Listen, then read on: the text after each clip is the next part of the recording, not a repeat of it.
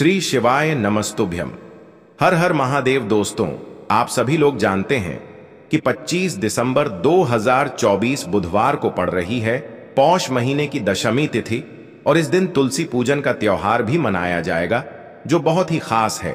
और दोस्तों, ये वो तिथि है जो कि पौष महीने में बुधवार को पड़ रही है, तो इस दिन का महत्व और भी अधिक बढ़ जाता है। पूज्य गुरु जी ने कहा है कि अगर कभी भी मौका लग जाए और पौष महीने की दशमी तिथि बुधवार को पड़ जाए तो इस दिन आपको 11 गेहूं के दाने वाला उपाय जरूर करना चाहिए, क्योंकि ऐसा शुभ संयोग बहुत ही कम आता है। और दोस्तों, इसी दिन किया जाने वाला पंडित जी द्वारा बताया गया 11 गेहूं के दाने वाला उपाय आप लोगों को जरूर करना चाहिए। और अगर आप लोगों ने इस उपाय को नहीं किया है या किसी कारणवश नहीं कर पाए हो तो बुधवार तुलसी पूजन के दिन इस उपाय से मत चूकना। दोस्तों देखिए, ये दिन इतना खास होता है, इतना महत्वपूर्ण होता है। देखा गया है कभी कभी बड़े बड़े पूजा पाठ अनुष्ठान से जो मनोकामना पूर्ण नहीं होती है, वह पौष महीने के बुधवार के दिन एक छोटे से उपाय करने से ही आपकी मनोकामना पूर्ण हो जाती है। और बहुत सारे लोगों ने इस उपाय को किया भी है और उनको इस उपाय को करने का फल भी जरूर मिला है। अगर आप लोग भी इस उपाय को बुधवार के दिन करना चाहते हैं तो आप इस उपाय को पहले अच्छे से समझ लेना, सुन लेना, उसके बाद करना। आपको इस उपाय का फल जरूर मिलेगा। देखना, आपकी सभी मनोकामनाएं पूरी हो जाएंगी। दोस्तों, हम आपको यहां पर बता दें कि यह जो 11 गेहूं के दाने वाला उपाय है, यह उपाय पंडित जी ने अपनी अभी की शिव महापुराण की कथा में ही बताया है। और इस उपाय को करने से आपके घर में चाहे किसी भी प्रकार की दुख और समस्या क्यों न चल रही हो, आपको उसका कारण भी नहीं पता है कि भाई ये समस्या किस कारण से चल रही है। उसका कुछ भी कारण हो सकता है, जैसे पितृदोष हो सकता है, काल सर्प दोष हो सकता है, या किसी भी तरह का मंगल दोष भी हो सकता है। और भी बहुत तरह के दोष होते हैं, कुछ भी हो सकता है। पर आपको इस उपाय को करने के लिए अपने दोष को पता लगाने की भी जरूरत नहीं है। आपके घर में किस कारण से इतनी दुख और परेशानी आ रही है, वह भी आपको पता लगाने की जरूरत नहीं है। बस बुधवार तुलसी पूजन के दिन इस उपाय को कर लेना, क्योंकि इसी एकमात्र उपाय को करने से आपके पूरे घर परिवार में सुख और शांति हो जाएगी। आपके घर में अच्छे अच्छे काम होने लगेंगे। आपकी जो भी मनोकामना होगी वह भी धीरे धीरे करके पूर्ण होना शुरू हो जाएंगी। अब हम समझते हैं इस 11 गेहूं के दाने वाले उपाय को आपको करना कैसे है, किसको करना है, किस समय करना है और कैसे करना है। देखो, उपाय बिल्कुल आसान है, बस समझने वाली बात है। ध्यान से समझिए, उसके बाद ही आप लोग जो है इस उपाय को जरूर कीजिएगा। लेकिन उससे पहले जो भी मेरे भाई मेरी प्यारी बहनें आज चैनल पर पहली बार आए हैं या मेरी आवाज आज पहली बार सुन रहे हैं, अगर आप भी महादेव के सच्चे भक्त हैं तो वीडियो को लाइक और चैनल को सब्सक्राइब जरूर कर लें और कमेंट बॉक्स में लिखे हर हर महादेव, जय भोलेनाथ। अब सबसे पहली चीज हम लोग ये समझते हैं कि इस 11 गेहूं के दाने वाले उपाय को इस बुधवार तुलसी पूजन के दिन किसको करना है। तो देखिए, इस उपाय को घर के सभी सदस्यों को करने की बिल्कुल भी जरूरत नहीं है। घर में से कोई एक मुख्य बड़ा सदस्य ही इस उपाय को करेगा तो उस घर परिवार के सभी सदस्यों को इस उपाय को करने का फल मिल जाएगा। पर वो बड़ा सदस्य कौन होगा, कौन व्यक्ति इस उपाय को करेगा? तो यहां पर देखिए, हम आपको बता दें, घर की जो बड़ी माताएं बहनें होंगी, घर की बड़ी माताओं बहनों में से कोई भी एक माता बहन इस वाले उपाय को कर सकती है। अपने पूरे घर परिवार के लिए घर में सभी सदस्यों को इस उपाय को करने की जरूरत नहीं है। मात्र घर की जो बड़ी माताएं बहनें हैं, उनमें से कोई भी एक माता बहन इस वाले उपाय को करेगी तो उसके घर परिवार के पूरे सदस्यों को इस उपाय का फल मिलेगा। अगर किसी कारणवश माताएं बहनें घर में उपस्थित ना हो या वो इस उपाय को न कर रही हो, कुछ दिक्कत हो, तो भाई उस जगह पर फिर घर का कोई बड़ा व्यक्ति भी इस उपाय को कर सकता है। माताओं बहनों के कहने का मतलब ये था कि माताएं बहनें घर की लक्ष्मी होती है। जब घर की लक्ष्मी कोई उपाय करती है तो निश्चित ही भगवान शिव जी बहुत जल्दी प्रसन्न होते हैं और उपाय का फल में बहुत जल्दी और बहुत बड़ा करके भी यहां पर देते हैं। तो आप लोग ये बात समझ गए होंगे। अब हम ये बात समझते हैं इस वाले उपाय को हमें करना किस समय है। इस गेहूं के दाने वाले उपाय को हमें इस बुधवार तुलसी दिवस के दिन करना किस समय है। तो देखिए, इस उपाय को करने का जो समय है शाम का समय है। अब देखिए, यहां पर हम मुख्य रूप से सुबह का समय नहीं बोलेंगे, क्योंकि देखिए ये बुधवार तुलसी दिवस है और आप सभी लोग जानते हैं इसका शाम का जो समय होता है ना, इस दिन भगवान शिव और माता पार्वती जी का सबसे प्रिय दिन होता है। तो आप लोग इस गेहूं के दाने वाले उपाय को शाम के समय में कर सकते हो। और देखो, अगर सुबह करोगे तो आप 8 बजे से 11 बजे के मध्य इस उपाय को कर सकते हो। और देखो, अगर शाम के समय कर रहे हो तो इस दिन जरूर शाम के समय का ध्यान रखना कि रात के 6 बजे से लेकर 7 बजे के बीच में अगर आप इस उपाय को कर सकते हो तो बिल्कुल कर लेना। पूरी कोशिश करना, आपको उपाय का फल जरूर मिलेगा। ये बात आपको समझ आ गई। अब बात करते हैं उपाय की। देखो, गुरुजी ने कहा है कि अगर बुधवार के दिन तुलसी पूजन पड़ जाए तो इस दिन आपको 11 गेहूं के दाने वाला उपाय तो जरूर करना चाहिए। देखो, यह उपाय यदि आपके जीवन में कर्जा बहुत अधिक है, आपके जीवन में संकट बहुत अधिक रहते हैं, आपके ऊपर बहुत अधिक विपदा आ रही है, बार बार आपको अपने व्यापार में और अपने धन में हानि देखने को मिल रही है, यानी कि आपको प्रत्येक कार्य में हानि हो रही है, तो आपको यह उपाय करना चाहिए। देखिए, इस उपाय के लिए आपको 11 गेहूं के दाने आपको लेने हैं। ठीक है, 11 दाने लेने के बाद में आपको जरूरत होगी चावल के दानों की। 11 चावल के दाने और 11 गेहूं के दाने, और चावल के दाने खंडित नहीं होने चाहिए। अब आप कहोगे भैया गेहूं कहां से लेने हैं? देखो, आपको किसी भी किराना स्टोर पे गेहूं के दाने मिल जाएंगे, जाके ले लेना, ठीक है ना। 11 गेहूं 11 चावल के दाने लेने हैं। साथ ही साथ आपको एक तांबे का लोटा लेना है और उस तांबे के लोटे में आपको जल भरना है। जल आपका खुद के घर का होना चाहिए, मंदिर का नहीं होगा। अब आप ये सब सामग्री लेकर पहुंच जाओगे महादेव के शिवलिंग के पास में शाम के टाइम पे, प्रदोष काल में। देखो, जब आप ये उपाय कर रहे हो तो अपना फेस रखना उत्तर दिशा, नॉर्थ डायरेक्शन की तरफ। अब यहाँ पे जो मैं आपको क्रम बताने जा रहा हूं ना, उस मेरे क्रम को बहुत ध्यान से सुनिए। महादेव को अगर कोई सबसे प्रिय है ना, तो उनकी सबसे छोटी पुत्री जिनका नाम है माता अशोक सुंदरी, जो आपके पास में चावल के 11 दाने हैं ना, उन चावल के 11 दानों को माता अशोक सुंदरी के स्थान पर आपको अपना नाम और गोत्र बोलते हुए समर्पित कर देने हैं, है ना। चावल के दानों को रखने के बाद में जो आपके पास में तांबे का लौटा है ना, उस तांबे के लौटे को कहीं पे भी हम जल नहीं चढ़ेंगे। सिर्फ और सिर्फ माता पार्वती का जो हस्त कमल आपको दिख रहा है, यहीं पे गोल गोल आपको समर्पित करना है उसी जल को, और कहीं नहीं। ना तो माता अशोक सुंदरी के स्थान पर, ना तो शिवलिंग के ऊपर, सिर्फ आपको यहां पे गोल गोल जलाधारी पर आपको उस जल को समर्पित करना है।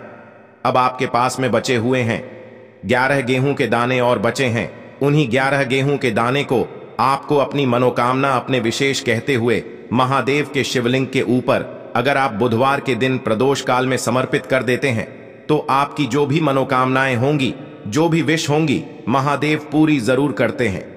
अन्न को समर्पण करने से, उस खासकर गेहूं को समर्पण करने से हमारी इच्छाएं पूरी होती हैं, और अगर वो दिन बुधवार का दिन हो तब तो इससे सुंदर संयोग कुछ भी नहीं हो सकता।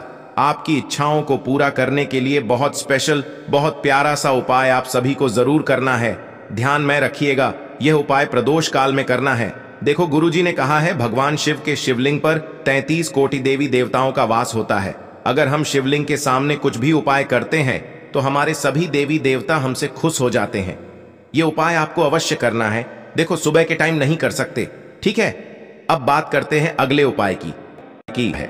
देखिए, इस उपाय के लिए आपको मात्र 5 हरे मूंग के दाने ले लेना। हरे मूंग के दाने आपको साबुत लेने हैं, खंडित नहीं होने चाहिए। इस बात का ध्यान रखें। और इसी के साथ में आपको एक तांबे के पात्र के अंदर अपने घर से शुद्ध जल ले लेना है।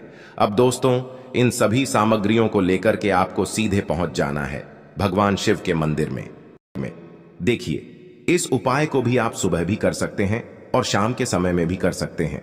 देखिए, भगवान शिव के मंदिर में पहुंचने के बाद आपके पास जो 5 हरे मूंग हैं, उनमें से पहला जो हरा मूंग है, आपको शिवलिंग के सामने जो नंदी महाराज होते हैं और उनका जो पैर उठा हुआ होता है, वहां पर आपको पहला हरा मूंग समर्पित कर देना है और आपको ओम नमः शिवाय इस मंत्र का जाप कर लेना है।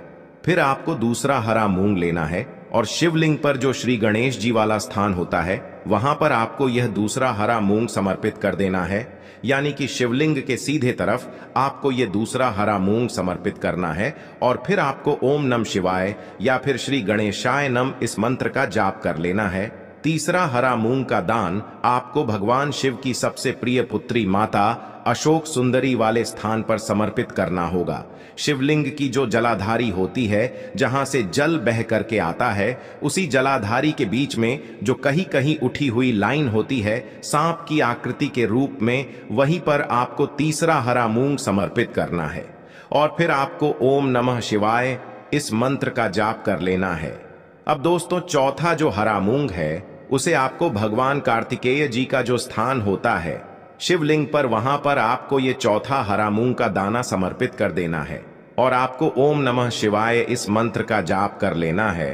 अब दोस्तों, आपके पास जो पांचवा और अंतिम हरा मूंग बचा हुआ है उससे जल के पात्र के अंदर डाल देना है और इस हरे मूंग से युक्त जल से आपको भगवान शिव के शिवलिंग का अभिषेक कर देना है।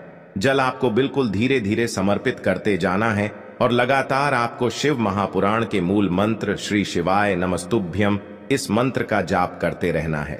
फिर आपको शिवलिंग के सामने बैठकर, यदि आप अपने बच्चों के लिए ये उपाय कर रहे हैं, यदि आप अपने बच्चों की बुद्धि, ज्ञान और विवेक के लिए उपाय कर रहे हैं, तो उसके लिए आपको प्रार्थना कर लेनी है, या फिर व्यापार में वृद्धि करने के लिए ये उपाय कर रहे हैं तो उसकी कामना करते हुए आपको प्रार्थना कर लेनी है, या फिर अपनी नौकरी के लिए कर रहे हैं, या फिर अपने इंटरव्यू के लिए, या फिर धन की प्राप्ति के लिए कर रहे हैं। जिस भी कामना के लिए आप उपाय कर रहे हैं उसे परिपूर्ण करने के लिए आपको महादेव से प्रार्थना कर लेनी है और फिर आपको वापस अपने घर आ जाना है। पूज्य गुरु जी ने कहा है कि जो भी व्यक्ति इस उपाय को कर लेता है तो यकीन मानिए आपके जीवन की जो सारे संकट, कष्ट और बाधाएं ही वो सभी समाप्त होंगे। अब हम बात कर लेते हैं तीसरे उपाय की। देखिए, इस उपाय के लिए आपको 2 दीपक लेने होंगे। दोनों ही दीपक आप मिट्टी के भी ले सकते हैं और दोनों ही दीपक आप शुद्ध आटा मढ़कर उनके भी तैयार कर सकते हैं। आटे के दीपक को सबसे विशेष माना गया है। अब दोस्तों, दोनों ही दीपक के अंदर आपको शुद्ध घी का प्रयोग करना होगा और एक दीपक के अंदर आपको गोल रुई की बाती का प्रयोग करना होगा और एक दीपक के अंदर आपको लंबी बाती का प्रयोग करना होगा। लंबी बाती वाले दीपक के अंदर आप मौली वाला जो धागा आता है कलावा का, उसकी बाती का प्रयोग भी आप लंबी बाती वाले दीपक के अंदर कर सकते हैं। देखिए, 2 दीपक वाला ये चमत्कारी उपाय केवल रात्रि में ही किया जाता है, इसीलिए आपको इस उपाय को बहुत ही ध्यान से समझना है। इसी के साथ मैं आपको 11 काले तिल के दाने लेना है और इसी के साथ में आपको मात्र 1 चुटकी हल्दी भी लेनी होगी। अब दोस्तों, यह सभी सामग्री लेकर के आपको रात्रि के समय पहुंच जाना है अपने घर में, जहां कहीं भी तुलसी जी का पौधा, तुलसी माता का निवास स्थान है, वहां पर देखिए दोस्तों, सबसे पहले तो आपके पास जो एक गोल बाती का दीपक, उसे आपको तुलसी जी के वहां पर प्रज्वलित करना है। दीपक को प्रज्वलित करते समय आपको ओम नमो भगवते वासुदेवाय इस मंत्र का 11 बार जाप कर लेना है। अब देखिए दोस्तों, आप जो 11 काले तिल के दाने लेकर के आए हैं उन्हें आपको अपने सीधे हाथ में रखना है और जो आपने गोल बाती वाला दीपक प्रज्वलित किया है माता तुलसी जी के वहां पर, उसके ऊपर से आपको इन 11 काले तिल को घाटी की दिशा में घुमाना है। आपको अपना नाम और अपनी गोत्र को बोल देना है और फिर आपको इन काले तिल को उससे जलते हुए दीपक के अंदर डाल देने हैं। देखिए, काले तिल भगवान विष्णु के पसीने से उत्पन्न हुए हैं और जब भी हम यह दीपक बुधवार की रात्रि में प्रज्वलित करते हैं तो इससे हमें हमारे कर्ज में राहत मिलती है, हमारे जीवन में धन प्राप्ति के नए नए मार्ग खुलते हैं, हमारा अगर कोई भी कार्य रुका हुआ है तो वह भी परिपूर्ण होता है। देखिए, गोल बाती का जो दीपक है, विशेषकर हम माता तुलसी के वहां पर भगवान विष्णु और माता लक्ष्मी के निमित्त प्रज्वलित कर रहे हैं। इस प्रकार से आपको ये दीपक प्रज्वलित कर देना है। अब जो आपके पास लंबी बाती का दीपक है, 1 चुटकी हल्दी है, तो इससे आपको लेकर के पहुंचना है अपने घर के मंदिर में। आपके घर के मंदिर में माता लक्ष्मी की जो भी प्रतिमा ही मूर्ति है, उनके सामने सबसे पहले तो आपको ये लंबी बाती का दीपक रखना है। फिर आपको दीपक को प्रज्वलित कर देना है। दीपक को प्रज्वलित करते समय आपको ओम महालक्ष्मी नमः इस मंत्र का जाप करते रहना है। अब दोस्तों, आपके पास जो एक चुटकी हल्दी है उसे आपको अपने सीधे हाथ में रखना है और इस एक चुटकी हल्दी को आपको उस दीपक के ऊपर से 11 बार घड्डी की दिशा में घुमाना है और आपको ओम महालक्ष्मी नमः मंत्र का जाप करते रहना है और इस एक चुटकी हल्दी को आपको उसे दीपक के अंदर डाल देना है। देखिए, एक चुटकी हल्दी वाला जो दीपक है आपके जीवन से दुर्भाग्य को समाप्त करता है, माता लक्ष्मी की आपको कृपा प्राप्त करवाएगा, धन प्राप्ति के आपके जीवन में नए नए मार्ग बनाएगा। गुरुजी द्वारा बताए गए ये सब सिद्ध उपाय है।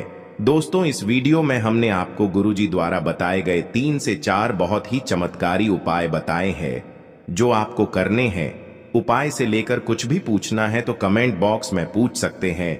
उपाय को करते समय किसी भी प्रकार की गलती ना करें। अगर आपको हमारी वीडियो पसंद आए तो हमारे इस चैनल को सब्सक्राइब जरूर करें, वीडियो को लाइक जरूर करें। हर हर महादेव, ओम नमः शिवाय। सबसे पहले तो आपको मात्र 3 शमी पत्र लेने होंगे। इसी के साथ में आपको मात्र थोड़ा सा शहद लेना है। शहद आप मात्र 1 चम्मच या फिर उससे भी कम लें और इसी के साथ में आपको मात्र एक तांबे के पात्र के अंदर अपने घर से शुद्ध जल लेना है।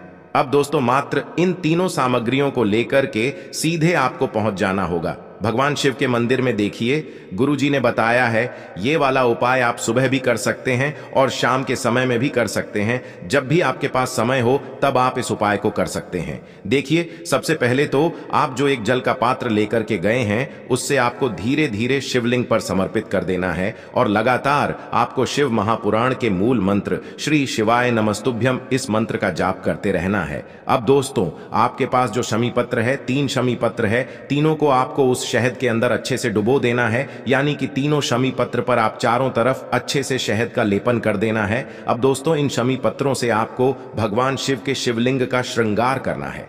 यानी कि आपको एक शमी पत्र शिवलिंग के ऊपर रख देना, ये दूसरा शमी पत्र आपको शिवलिंग के दाएं तरफ रख देना है और तीसरा शमी पत्र आपको शिवलिंग के बाएं तरफ चिपका देना है। यह बात हमेशा ध्यान रखना कि डंडी का जो भाग होगा वो जलाधारी की तरफ रहेगा। इस प्रकार से आपको इन तीनों शमी पत्रों से भगवान के शिवलिंग का श्रृंगार करना है और लगातार आपको श्री शिवाय नमस्तुभ्यम या फिर ओम नमः शिवाय इस मंत्र का जाप करते रहना है।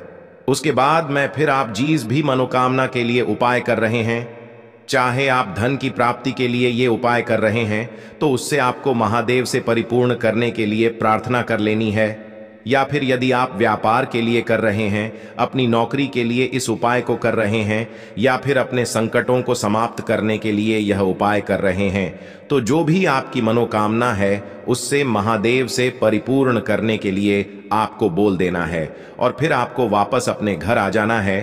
पूज्य गुरु जी कहते हैं कि यदि आप इन शमी पत्र से और वो भी बुधवार के दिन शिवलिंग का श्रृंगार करते हैं तो महादेव आपकी जो प्रार्थना है उसे बहुत ही शीघ्रता से स्वीकार करते हैं और आपकी सब मनोकामनाएं पूर्ण होने लगती हैं और महादेव आपकी जिंदगी को भी सिंगार देते हैं।